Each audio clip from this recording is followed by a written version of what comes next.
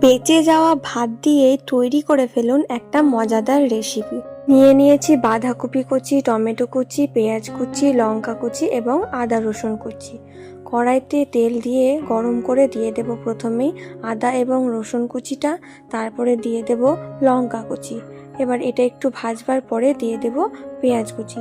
পেঁয়াজটা খানিকক্ষণ ভেজে নেওয়ার পরে দিয়ে দেব টমেটো কুচি এবং এইগুলো আবারও খানিকক্ষণ ভালোভাবে নাড়তে হবে।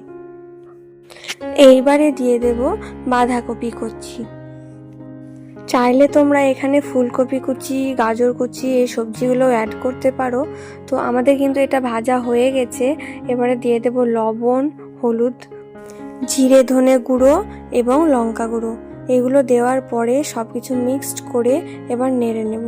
বাঁধাকপিটা সেদ্ধ হয়ে এলে দিয়ে দেব থেকে যাওয়া যে ভাতটা ছিল সেই ভাতটা।